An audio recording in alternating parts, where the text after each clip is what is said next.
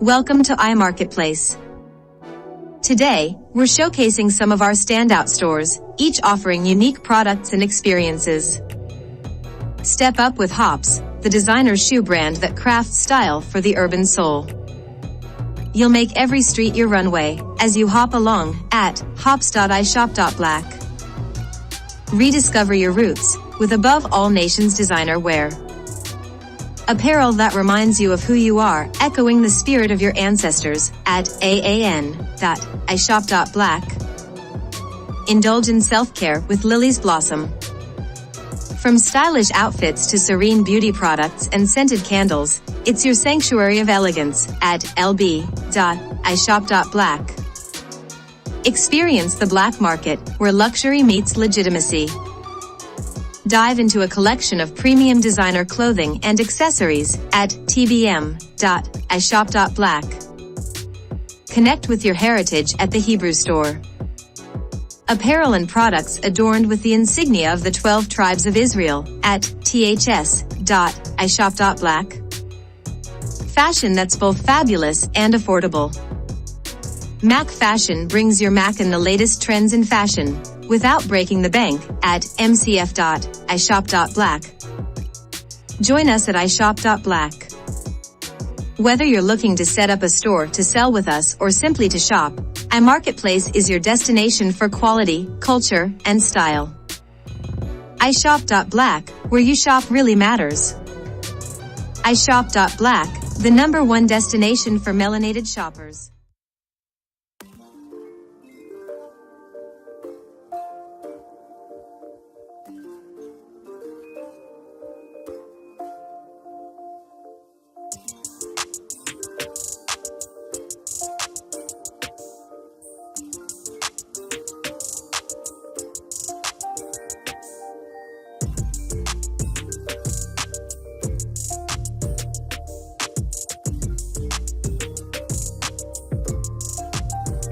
What's going on, fam? This is Jay Cameron inviting you to join us in Ethiopia next March 2025.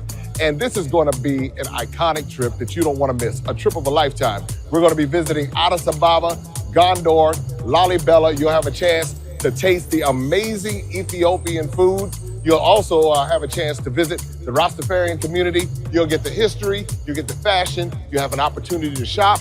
It's going to be a trip, an experience of a lifetime. So make sure you sign up to join us in Ethiopia, March 2025.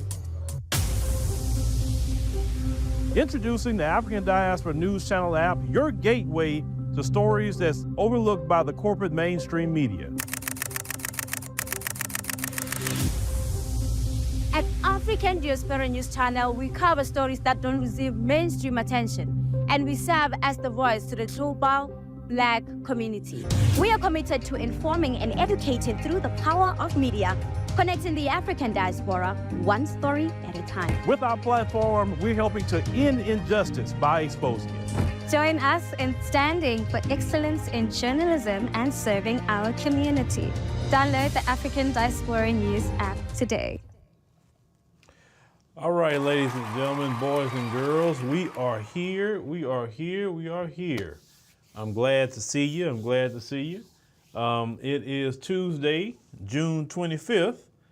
We are trucking along in these summer months. Like the church would say, amen, right? You know, we got a live stream for you tonight, ladies and gentlemen. And while we were talking about things is going through, if you are interested in advertising your business or any kind of book or anything that you may have that you need advertising before our live streams Monday through Friday, you can contact us. Just go to our website, africandiasporanews.org. There's a contact tab and just do the drop down, and there's a section about advertising. Say what you would like to advertise. I will forward that to Kellen, and you and Kellen will have that conversation about that, what the rates are, and all of that. For the size of our channel, we do not charge really what we should be charging. When I had a real great partner manager a couple of years ago, and this couple of years ago, not even now, you know, the numbers she was quoting, I'm like, oh, Lord. I mean, yeah, that would be great, but that's not going to happen. At least not right now, right? So, but we give a great rate considering the size of our channel. So If you're interested, and I'll be getting great reports by this. Even the sister with the water, she told me, everybody that's kind of you're seeing, they have gotten good reports about it. So I think this is a good place for people to advertise. And so shout out to the people that are advertising here on the platform, because we don't get big sponsors. We don't get Delta Airlines. We don't get Verizon. We don't get those big people. No. That's not what we get. We are completely grassroots and small businesses, way to go anyway. Ethiopia trip. So got some information about that. So there's 15 spots left. 15 spots left. It started off with 25, but now it's down to 15 spots. If you are interested in going to Ethiopia, you've never been, you'd like to see it for yourself. You maybe never been to the continent of Africa. Remember, that's the first country I ever been to in the continent of Africa was Ethiopia. My trip changed my whole paradigm and everything. When I was, by the time I got back, everything, you know the history, everything switched in 2018 with me into what we have today. And that was one of the best moves I ever made, actually. It's the switch that we did. And we look up, some years later, and now, in 2025, we're going back to Ethiopia. So if you'd like to join us there, make sure you sign up. Go to AfricanDiasporaNews.org/Ethiopia, and it'll take you to the site. You'll see exactly what the itinerary is. The down deposit is $199, and you can make payments. So it's not like you have to just pay it all right up front, but pay a deposit so you can secure your spot on the trip, because I don't want what happened to the South Africa trip to happen to this one, that people are coming the last week, the last 2 weeks, things are cut off already, and you're trying to get in on the tour. The day before, you want to pay the whole thing. No. Do it early. Do it early so you're guaranteed to go. All right. Now we got that out the way. Devotional time. All right, so let's go on and get our devotion up on the screen. And who we feel like doing today?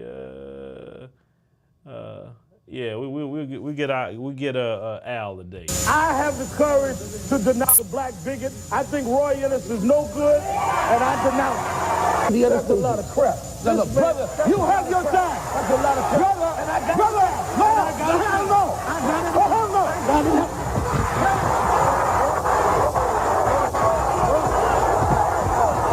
Count indictment in Manhattan that accuses him of diverting hundreds of thousands of dollars to his personal use after using fraud, grand larceny, and false business records to solicit funds from such diverse contributors as Don King, the boxing promoter, and Don Trump, the billionaire. Sharpton will be arraigned on state income tax charges later in Albany. In Manhattan Supreme Court, Reverend Sharpton was formally accused of taking in more than $250,000 for his national youth movement. The money allegedly was donated over a 3-year period to support youth programs, but State Attorney General Robert Abrams says lots of that cash went into Al Sharpton's pockets. About all the charges, they say he stole money. Same charges that Dr. King has, same charges gone. Where's all of the mob money? Where's the tickets go? This is disappointing. I thought we could do better. What about not filing for taxes? What about it? Black people don't owe no taxes. We ain't got no rights. They like my hair. All right, ladies and gentlemen, that was Al Sharpton, part of our devotion. Now, somebody asked about some Black Panthers, and they done something that's funny, because the devotion is supposed to be have some sort of that people can laugh at it. That's what it's about, lightheartedness. It's not about something extremely serious and all that. That's kind of what we do in the live stream. So unless it's something funny that y'all know of, then yeah, send it to me and let me know. And maybe we'll put something together. I'm always open to getting some new ones, right? All right.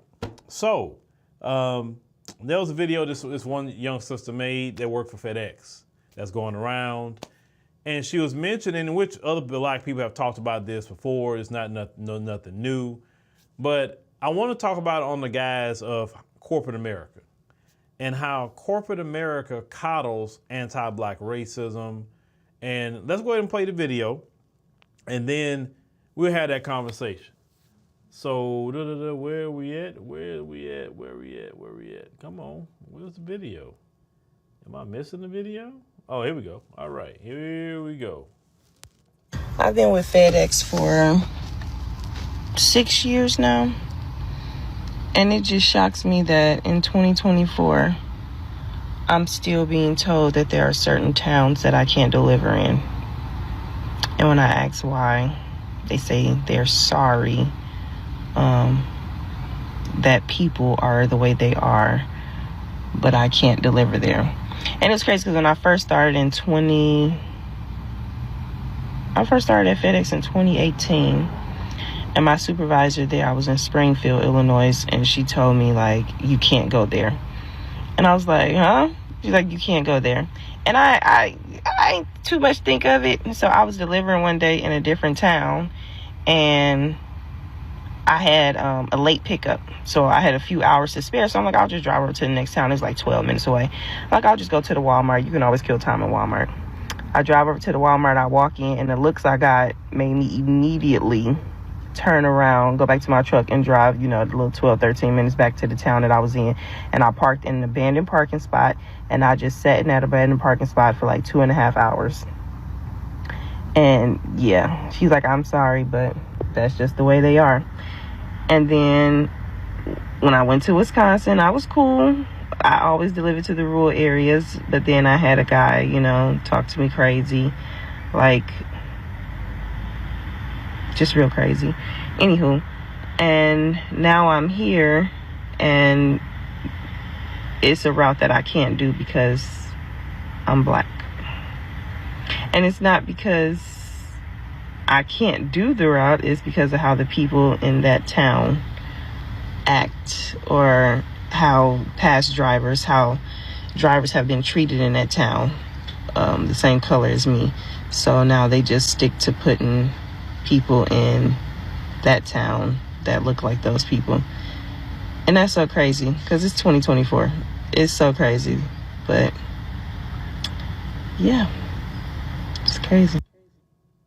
All right, ladies and gentlemen, I wanted to let you play it in its entirety like I always do, and then we'll start it back up, and I want to stop at certain points.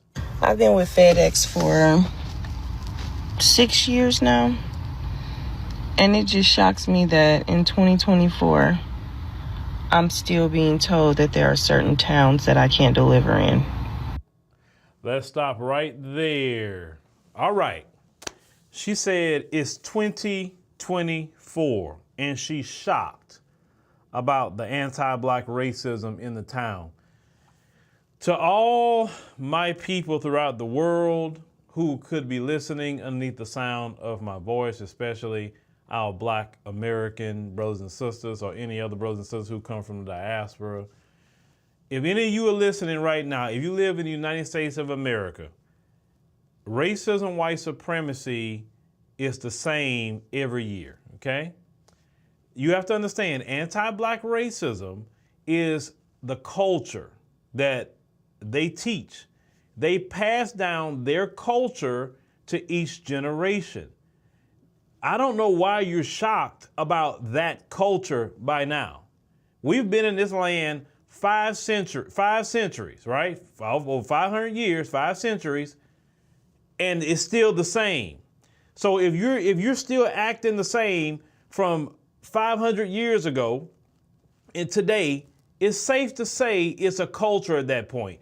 Meaning, I do it, I teach my children get grown, they teach their children, they pass down anti-black racism as an inheritance. So it don't matter if it's 2024, 2030, 2035, it is the culture. The quicker you understand the culture that is in the folks' community with anti-black racism, the better off you will be. Why are you so shocked?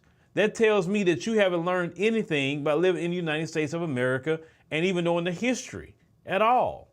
And listen, at one point in time, I didn't understand it was a cultural thing either. I didn't understand it at one point in time because I never understood, like, okay, if the people in 2024 wasn't in Jim Crow, why is it they acting the exact same way? If the people in 2024, they had nothing to do with slavery, why are they always trying to call black people cotton pickers and they had nothing to do with slavery at all, right? Like they claim when it's time to start paying reparations, all of a sudden, I had nothing to do with slavery, but you're talking about black people. How is it in 2024, and I may have to cover that, I am going to do that on the live stream tomorrow. How is it in 2024, you take 5 black children from an adoption agency and literally put them in slavery and they caught up with you behind and now you in jail? In 2024, why would you put black people in slavery? Because it is a culture at this point. When you understand that is the culture, then you will understand how the folks move. It is a global culture. It's not just America. Listen, I've seen them in other countries too. It's the exact same. It is the culture. It's what is being taught in the household. Me and you aren't there to teach that in the household. That goes on in their household. This is why so many times you have seen stories where they had their little children, 2, 3 years old, saying the N-word at daycare to a black child. Why? That child wasn't born saying that. That child don't know anything about anti-black racism. It's a child. But it is taught that, the child is taught that in the home. Either it's taught directly or it's taught indirectly. Because let's say you have some who is not that way. What happens is somebody in their family is, and they know that, and they don't disown their family. So they say, yeah, I don't like, Uncle Joe Bob when he started all that, but it's still my uncle though. That sort of thing. So the child is being around Uncle Joe Bob saying the N-word, right? So those who say, well, I'm not that way. Okay, well, if you're not that way, let me see you disown all your family members who are. And they're not going to do that. You know what I'm saying? So they are just as guilty as those who saying it. That's how I look at it. But see, I understand the culture, though. See, I understand the culture. A lot of you don't understand the culture. Then a lot of you are so shocked about some things.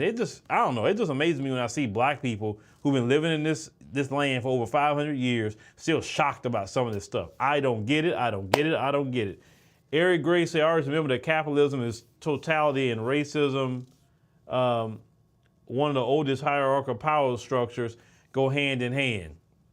Well, yeah, it is. But capitalism is part of it too. But we're going somewhere with this. So let's go ahead and get our sister back on the line. And when I ask why, they say they're sorry that people are the way they are, but I can't deliver there. And it's crazy because when I first started at FedEx in 2018, and my supervisor there, I was in Springfield, Illinois, and she told me, like, you can't go there. And I was like, huh? She's like, you can't go there. And I ain't too much think of it. And so I was delivering one day in a different town, and I had a late pickup. So I had a few hours to spare. So I'm like, I'll just drive over to the next town. It's like 12 minutes away. Like, I'll just go to the Walmart. You can always kill time at Walmart. I drive over to the Walmart. I walk in, and the looks I got made me immediately turn around, go back to my truck, and drive, the little 12, 13 minutes back to the town that I was in. And I parked in an abandoned parking spot, and I just sat in that abandoned parking spot for like 2.5 hours. And yeah, she's like, I'm sorry, but that's just the way they are. Okay, I'm sorry. That's just the way they are. Meaning, we know they're anti-black racism. We know that because that's our culture. And it sucks for you, that's the way they are. So to protect you and your safety, you can't go over there. Now, it goes back to what I just said. How corporate America coddles anti-black racism. That's coddling it. You understand what I'm saying? Let's think about this. Now, she works for FedEx. So this is the only company I can talk about because she's saying she's worked for them for 6 years. If FedEx was really about, like they put on paper, well, we don't allow discrimination and we don't allow this and that, racism, bias, and all this mess they say they don't allow.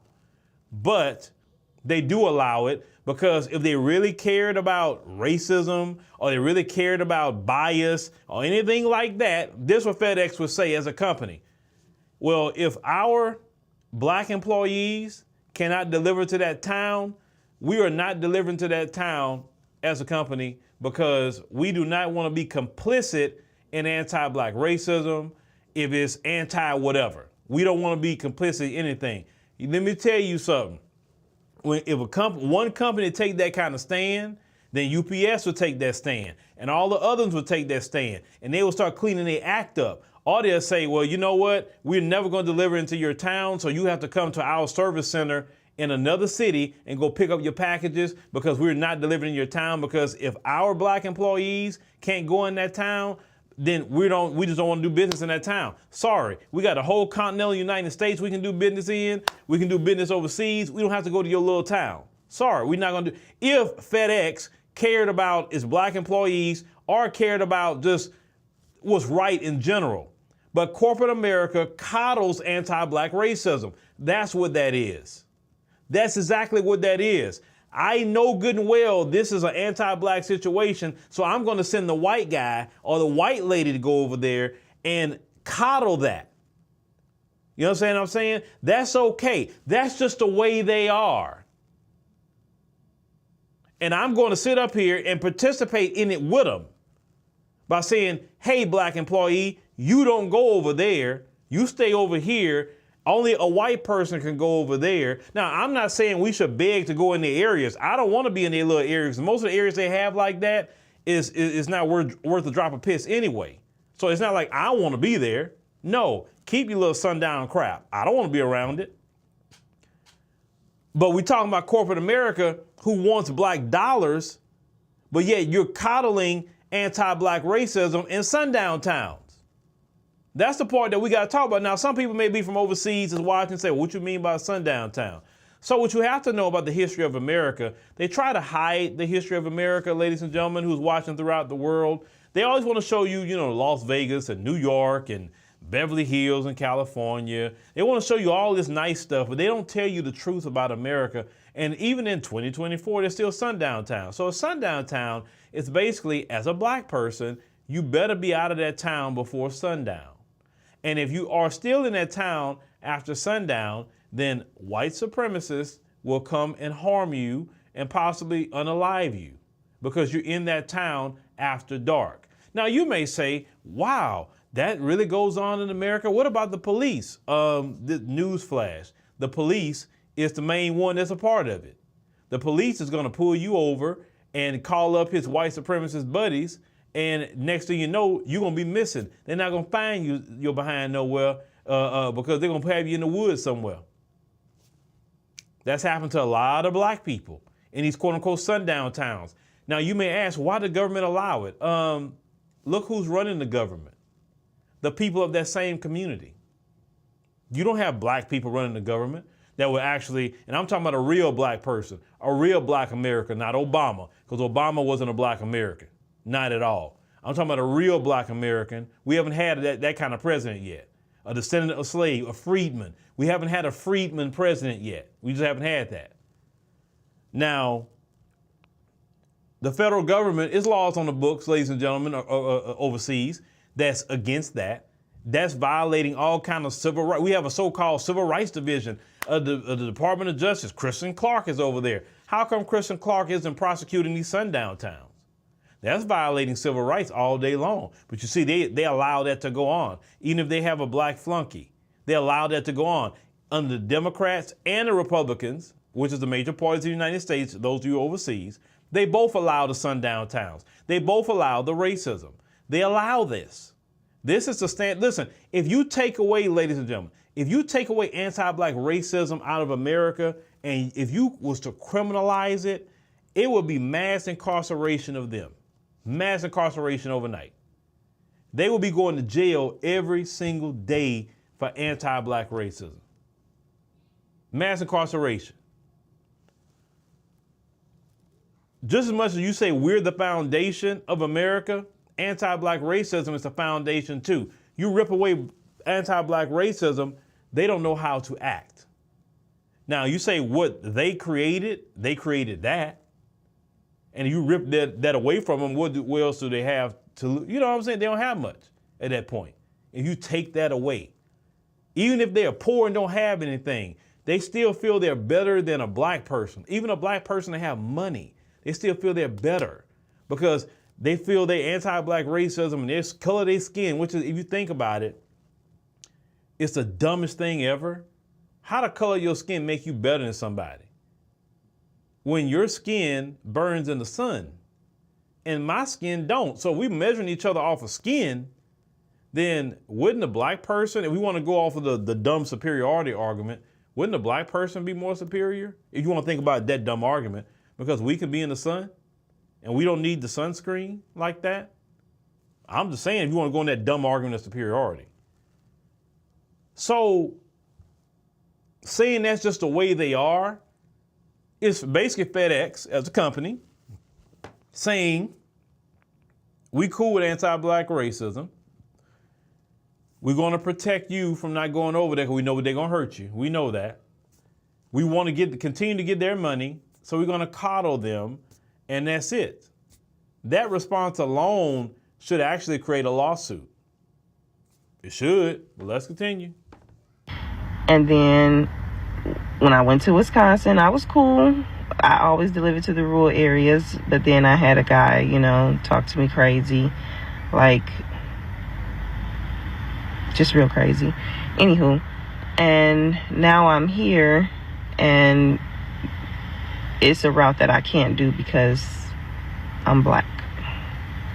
And it's not because I can't do the route, it's because of how the people in that town act, or how drivers have been treated in that town. Okay, now, it would be only one, if that would affect like a bonus I was getting because I couldn't do certain routes, that would be a problem. But I'm gonna tell you on the other side of it, if they say, hey, you can't go to that town, long as my pay's still the same and it's not affecting a bonus or something for me, I'm like, man, cool. Hey, where Brad at? Well, where Becky at? They can go do that route. I'm good. I'll chill my nerves. I'll sit here. Long as I'm collecting my money, I am so cool. Long as it's not affecting your money like that, where they saying that, well, did you do so many routes, you get a bonus, then I'm gonna have a problem. But if you saying that I can't go over there because of these anti-black racists, then I'm very fine with that. I'm chill. I'm cool. Matter of fact, I'll be looking for those routes for them to tell me, I say, well, I do those routes. You can't do that route. You already know how it is over there. Okay, cool. Hey, they got a route for you. I'll be looking for them routes every day to try to volunteer for so they can pass them out to somebody else. That's how I get down. Shoot, man, you better quiet quit on these people. Just do your job, do what you're supposed to do, and go on out the door. But I don't know why she seemed like she's kind of sad about it. Well, I have to think about her position. Let me back up. When you're realizing it's a traumatizing thing when you don't understand. You can't fathom how a group of people loathe you so much, and yet you didn't do them a thing. I mean, think about that. You would understand it if you know you did them something. You would understand it if you know your people did them something historically. You know what I'm saying? So that, ooh, I know why we got a beef. But when you know you have not done anything, you have been perpetually victimized by this one group of people, and yet when you show up in certain places, they stop and they all just look at you, right? And let me tell y'all something else, black folk. If you walk in any restaurant and you see all of them just staring at you, do not eat in any restaurant like that. Don't do it. Do not do it. Because some of y'all have walked in restaurants like that, they all staring at you, and you trust them to cook your food? If they looking at you like that, then obviously that's not a place you need to go. I'd rather go get a bag of chips from a convenience store than go eat in a restaurant with people like that cooking my food. But to some black people, it hurts them. It hurts them because they just don't understand. They feel like I didn't do anything wrong. I didn't offend people. Why are they looking at me this way? Why are they treating me this way? I mean, what is it? Like, they just lie on us constantly. But yet, but this is the crazy part. You would want them to keep the same energy, right? With all of the anti-black racism and all of the things they're doing, the aggressive things they're doing. But at the same time, with mind screws black people, they'll feel that way about you, but then want to still come around you. And that's the part, even to this day, that I personally still don't understand. I understand the hatred part. I get that. But I'm still trying to figure out why you still want to be around us, even though you feel this way. Because common sense would say, okay, if I don't like a group of people, I'm staying away from them. I don't want them around me, whatever. Cool. I'm actually good with that. But the fact is, those same people will go where black people are located. Those same people, if black people say, okay, you don't like us, fine, no problem. We're going to go over here, you stay over there, and we's not gonna cross. We gonna stay on our side of the tracks. Those same people that looked at her will say, well, Martin Luther King fought against segregation. Why are you trying to bring it back? Those same people like, what? You got sundown towns.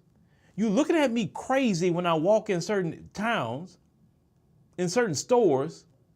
But then my solution is, okay, fine. I'm gonna go over here and just mind my black business, and you're complaining about it?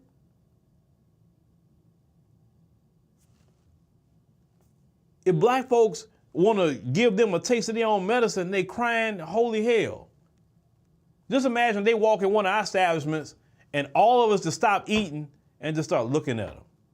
The whole time, just looking at them. We all stop eating and looking at them. Boy, they'll be crying, oh, these black people, they looked at me so aggressive. They look like they wanted to fight me. You know what I'm saying? Lying. It would be lying. And that's the thing. My grandfather said a long time ago to me, the only way you teach people how to treat you is that you got to give them a taste of their own medicine. He said that to me a long time ago. He said, when you treat people nice, when they don't deserve it, they are going to keep doing bad stuff to you. He said, but whatever they do to you, you give it right back to them, they'll think about it. And you tell them why you're doing it. All that turn the other cheek, and they don't understand that. They don't understand forgiveness. They don't understand turn the other cheek. They only understand power. That's it. Power. You making a power move to say, whatever you do to me, I'm doing right back. So you staring at me, I'm staring at you. Now, I'm not saying we are evil, because we are not evil people. We're not going to create no sundown towns. That's just not in us to do that. That's not our people. We are the children of the Lord. We don't have that kind of evil bone in our body, right? The worst thing that we can do is actually get away and stay away and not talk and do whatever. They're more tortured by that than anything else. It's just staying away. They'll say, oh yeah, but this is the funny part, y'all. This is the funny part. Do you remember at one point in time, they used to say, well, if y'all don't like it here, go back to Africa. Do you remember that? I remember it. How many times have y'all heard go back to Africa? How many times you heard that, go back to Africa? I've heard it. I've heard it a lot of times. Do you notice they don't say go back to Africa no more? I don't hear go back to Africa anymore. Why is that? Okay, could y'all help me with that in the chat? Those of you listening, why aren't they telling us to go back to Africa anymore? I'm curious. Maybe y'all got the answer. You can help me with the answer. Why don't they tell us to go back to Africa anymore? Why?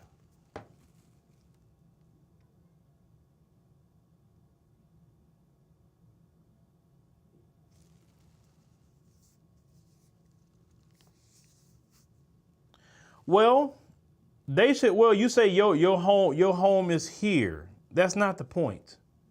The point is they used to say that to us all the time before before Black Americans start really claiming America. Because you guys call it what it is. Black Americans didn't want to claim America for a long time.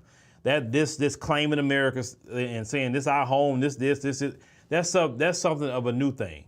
Actually, in modern time, that's new. You would think there would be more about you getting out of here saying that than before, right? But they don't tell you to go back to Africa. They don't tell you that.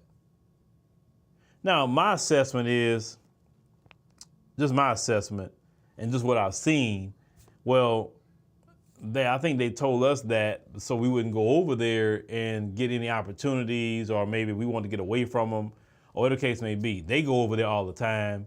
They don't stay. They say they can't stand black people in America, but they on the plane. Every time we go to an African nation, they on the plane. They going.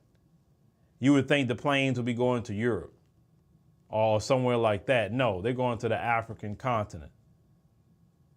I'll never forget, even when I was in South Africa, this one, Afrikaner dude, Dutch guy, was complaining all day about, the ANC and all that. And he got on my nerves complaining.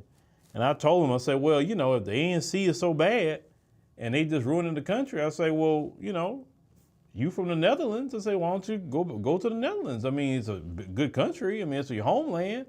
What? I love this country. I ain't ever leaving this country. I say, why are you complaining then? And the funny part is, especially them in South Africa, they don't want to go. But you know, this is the funny part too. They don't want them back. But the people in the Netherlands don't want them back. So unfortunately, those brothers and sisters are stuck with them.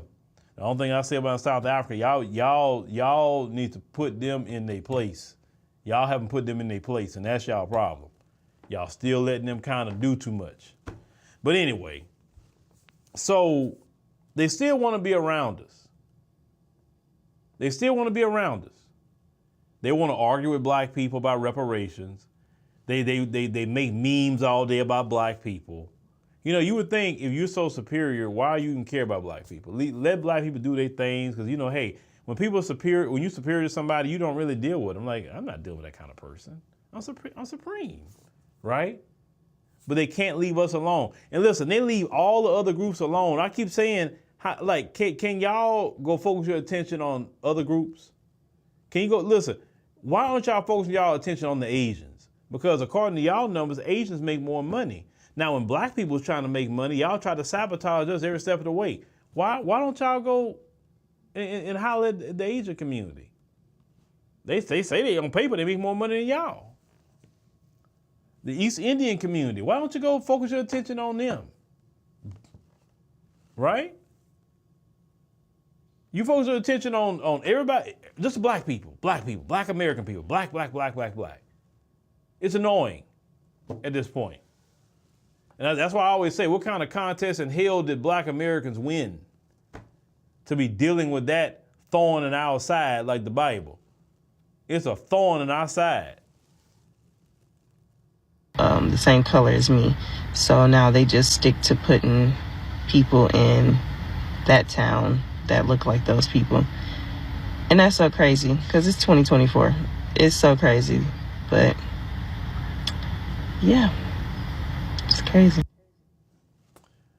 All right. So we'll see what happens with our sister here. You know, 9 times out of 10, because this video going viral. Let's see if she still keep her job at this point. Because you know how them folks are. They don't like being exposed. Well, you using company time and you in your company uniform making TikTok videos. And, you know, it kind of got, you know, viral. It's not making the company look good. So, you know, we may have to, you know, suspend you until we do an investigation and all. Why? Because she exposed y'all? That'd be the worst thing you could do is fire her at this point. Because it doesn't make you look good. Not whatsoever. That you're coddling anti-black racism. And companies that's doing that, you know, they need to be called out, especially when black people use FedEx. Black people use FedEx all the time.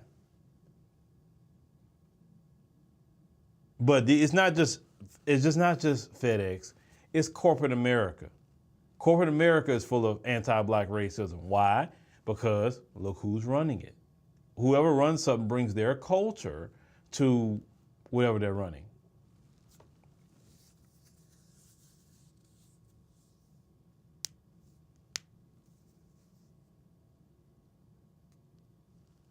Oh, yeah. I know them folks. They gonna get rid of her. Oh, they gonna get rid of her. She can private her page all she want. They gonna find a way to get rid of her. Because one thing they don't like, y'all, they don't like being brought to the light. No, they like to keep they stuff, you know, quiet. They like to operate in the dark. That's kind of how they like to operate, ladies and gentlemen. They do not want the light shine on them and say, look at what y'all doing.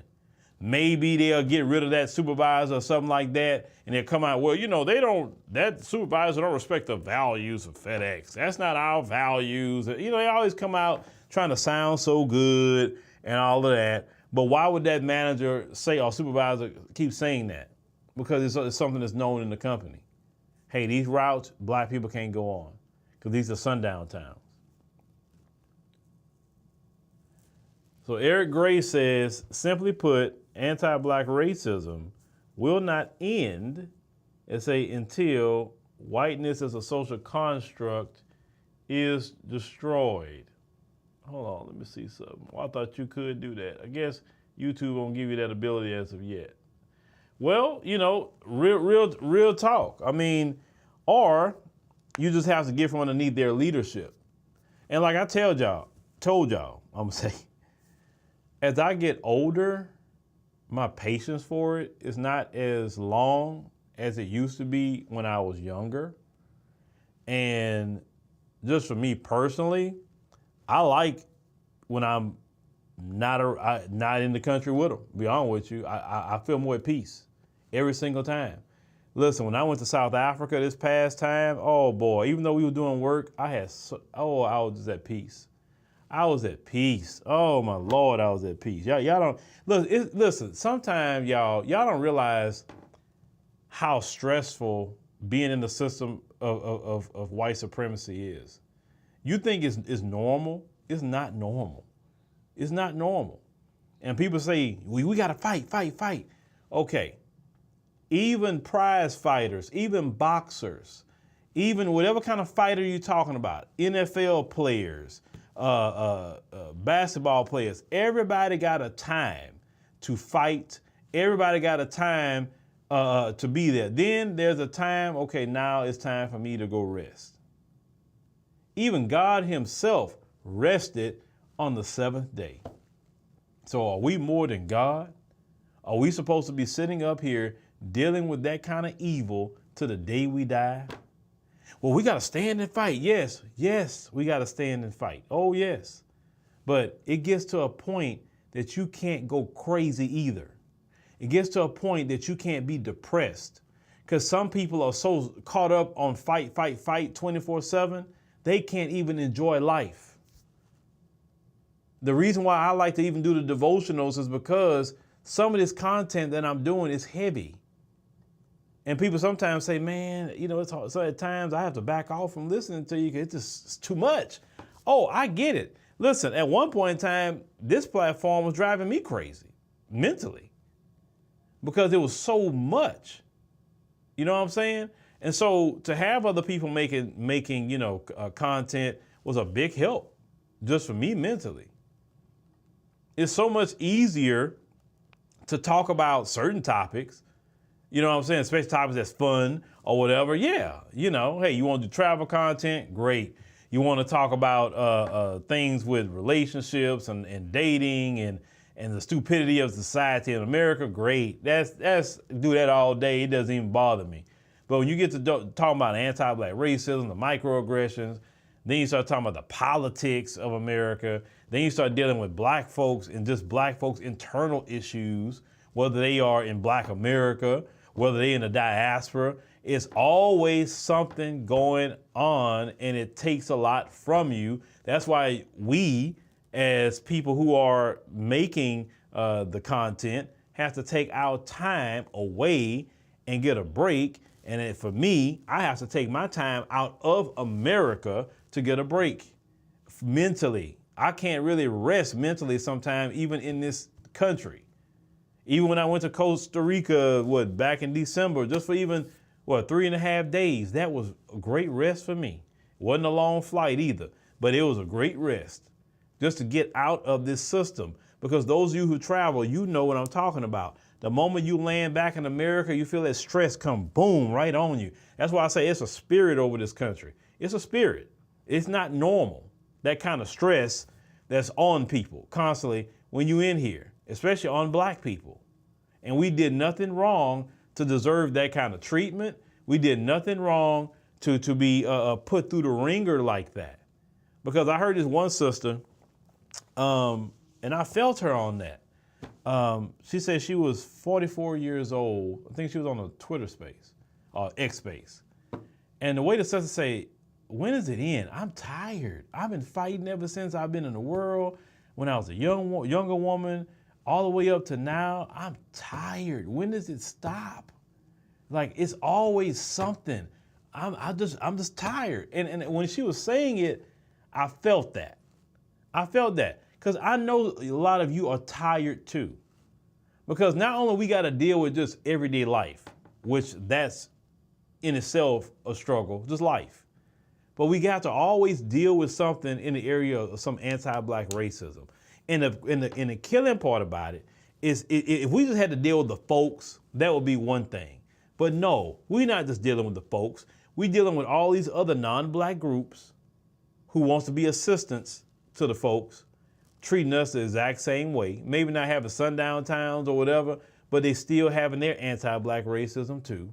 Then on top of that, we see some, not all, some of our brothers and sisters from the diaspora come in here, and you acting no different than the folks that you have a hatred for black Americans, yet you want to come in and the worst part about some of you come in having this attitude like you're better and superior than black Americans, stay away from black Americans, but then when it's time for black Americans to get some sort of set aside scholarships or whatever, here you come trying to cosplay black so you can take from us and go back and bring it back to your separated communities. Like, you know, and I'm not saying all, but some have done that. We've seen it. And it's never been reciprocated where we can go do the same thing. So we're dealing with so much coming at us, and yes, it can be tiring. That's why I'm a big proponent of y'all traveling. I'm a big proponent of that because you need a mental health break. And I don't think you need to drink yourself to death. I don't think you need to smoke yourself to death. I don't think you need to eat yourself to death. I don't think you need to do any of that. I think sometimes just removing yourself from America, even just for a time. Trust me, when I come back to America, I'm good. I'm ready for it now. I'm cool. I'm ready to fight. I'm ready for it because I've had my time away. And that's just kind of, you know, how I view it. Maybe some of you don't, but then some of you haven't even had a time away. You know, even if you go do a cruise or something and you went, you know, to the Bahamas or something, you know, somewhere just to get, and you spend a day or two over there and come on back, just do something. Do something, ladies and gentlemen, to relax. Do something where you can feel at peace. You need that just as a human being. You need that for your sanity.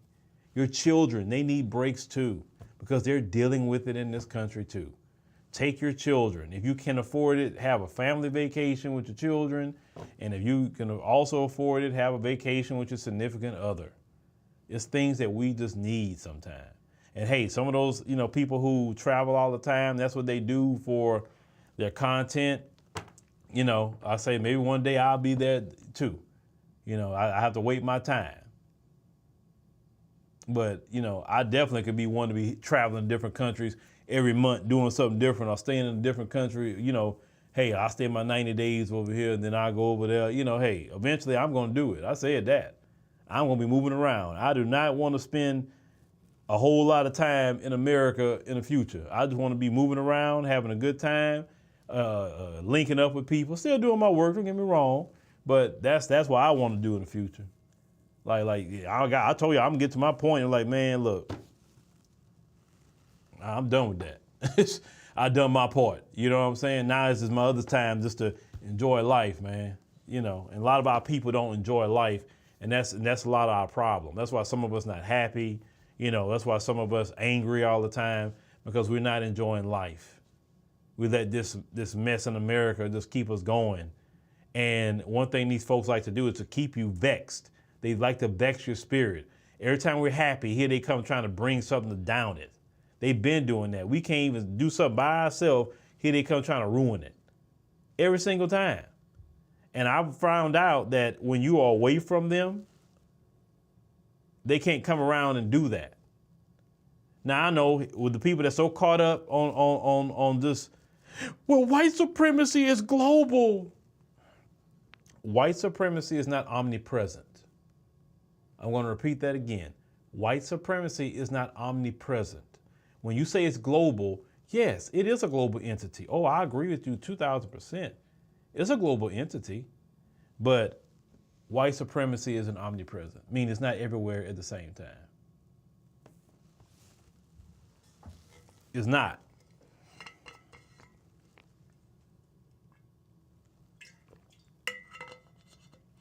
I will tell you, when you're in the belly of the beast, like America, when you're in the belly of the beast, you're going to deal with it more. And when you're not in the belly of the beast, you're going to may deal with the indirect feelings of white supremacy, but it's different than the direct white supremacy, like you're in it. It's different. You have a higher probability of being pulled over and shot by the police in America than outside of it. You have a higher probability of Brad running up in the mall where your wife and your children are shopping with an AR-15, airing out the place, than you are outside of America. Do you know, I looked at the 25 safest cities throughout the world. You know, not one American city was on there. You know why? Because we have a culture in this country where people can get weapons of war, and the people who's getting weapons of war shouldn't have it, and we know who they are, Brad and them. They're mad, so they're gonna just go to school. They go to schools and do this. School children, y'all. How many times they went to schools where children are trying to get education and they go in here and just wiping out children? People in other countries not dealing with that crap. You can say whatever you want to say. That's not the norm outside America. People say, what in the world wrong with y'all in America? Why y'all let that go on? You just had the other day, I seen another mass shooting. Dudes went to an area, shopping area, just airing out the place. Of course, it's a Brad. It ain't us. But then they lie and say blacks are the most violent. And yet every week we seeing one of them going to public places just gunning down people. But we're the most violent. We're the most violent. And I used to do that. I think I'm going to start covering that again. Those mass shootings. Because we're not doing it. How are we the most violent and we're not going to the mall, schools, and all of that? How are we the most violent? Don't you ever let them tell you that you're the most violent. They are lying and the truth is not in them for lying to you and telling you that. Nobody is more violent than the white supremacists. Nobody in this country commit more crime. Now you may say, well, why is more black people in jail and not them? They're not criminalized for their crimes. Remember Dylan Roof? They took him to Burger King. Do you think if a black person did that at a white church, they would have took a black person to Burger King? If his name was Tyrone Jenkins, you think they would have took him to Burger King after he did that? No, they would have shot him dead. They would have took it behind no Burger King.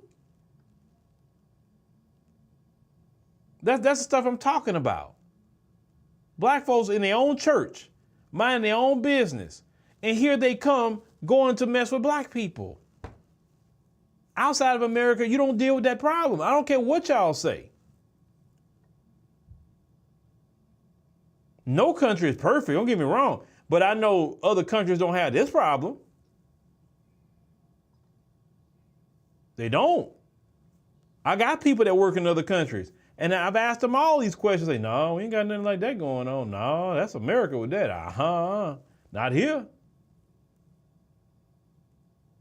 And it's not America, the country, it's the folks. And because they run it, they allow them to do it, to run amok in society, run amok. They can do whatever they want to do.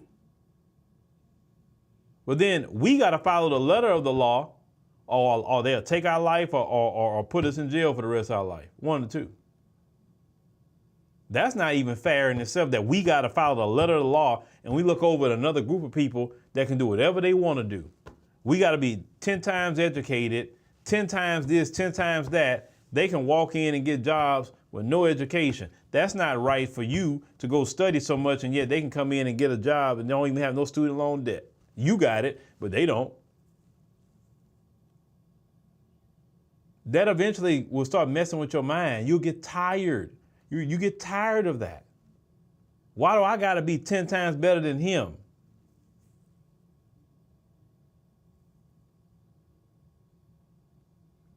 They get charged for crimes, the prosecutor reduce it.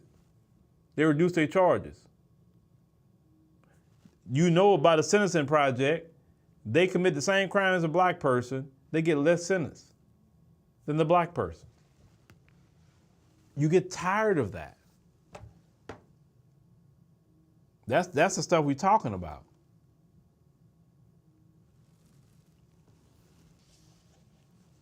Noel you say I've been saying this all along. Yeah, like I'm all about fighting. Trust me, man, please. You know what I'm saying? Me speaking up on a lot of things has prevented me from, even some black folks in America won't even fool with me because of how I speak on some things. That's another thing. Even in our own community, we don't have enough unity. Like if we had enough unity in our black American community, we could actually get ahead. But we can't get ahead when you got the boule and the all that going on, people selling out, quick to sell us out.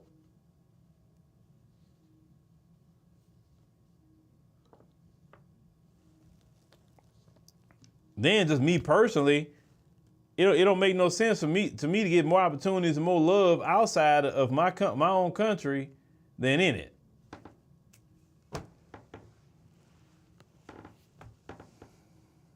So that's just my personal story. It may not be yours.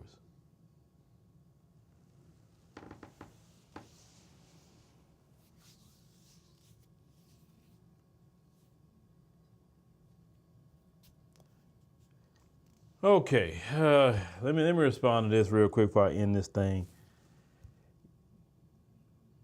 Look, bro. Following up, if you like dealing with the American crap, just say that. Don't bring up no Africa. Africa has nothing to do with what I'm talking about. We're talking about an American issue. You don't have to try to one up African countries for what I'm saying. Just if you're used to the trauma of America and you like it, just say that. That's it. You ain't got to say all that. Because some people like the trauma. Some people are addicted to the trauma. I'm just glad that God allowed me to see things outside of the American trauma to black people, and I like it. That's the only thing that I'm saying. It gets tiring. You don't get tired of watching black people die? You don't get tired of watching black people having to work 10 times hard and don't even make it? You don't get tired of that? You don't get tired of being criminalized, lied on, ostracized, gaslit, telling you where you can't go in the country that you built, telling you can't go to this town over here. You better be out here for sundown. But they can go to wherever town they want to, and nobody go run them out. Aren't you tired of that? I'm just saying, you're not tired of that? We fighting for reparations, something we should have got long time ago. Fighting. The civil rights bill, our civil rights are on lease. They have to sign the civil rights bill every 25 years. They didn't give us permanent even civil rights. I'm like, aren't you kind of? And then when they wanted to try to do it permanent, they want to do crowbar LGBT to it. You know what I'm saying? I'm just saying, I don't know. That's just me. But like I said, I gotta focus on me too at the end of the day, right? I can't focus on everybody, but I'm just only talking to people that know what I'm talking about. I'm just saying, just enjoy your life. Don't let your life be so just take some time off. Even you take a weekend or something. Just take a weekend, leave the heavy hitting stuff alone. Go watch a movie, go to eat something, go have some fun with friends and family. At least, you know what I'm saying? Then, hey, if you want to come back to it on Monday, that's what I do. Hey, Saturday and Sunday, for the most part, I'm not fooling with this. I give you my all Monday through Friday. Unless I need to make up some content, then I do something on the weekend. But I got to take off away from it Saturday and Sunday because I need to recharge, regroup. It's like I prioritize my bedtime. I got to make sure I'm in the bed so I can recharge and regroup. You know what I'm saying? So, yeah. Just telling y'all that.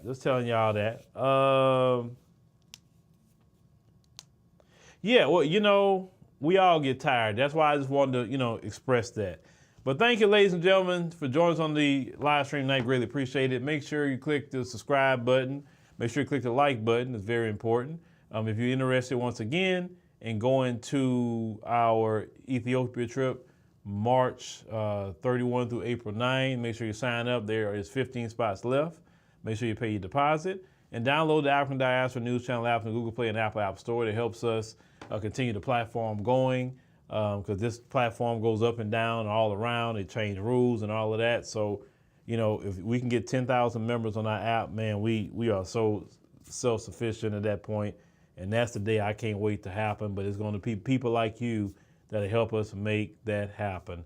It's $9.99 a month. And the reason why we are doing a subscription model is because we, you know, the folks don't support what we talk about. They're not going to, because we are analyzing and dissecting what they're doing. They want black people especially to stay asleep. They don't want you awakened. It doesn't benefit them when you're awakened. So they're not gonna put 250,000, 500,000, millions of dollars behind what I'm saying. They're just not gonna do it.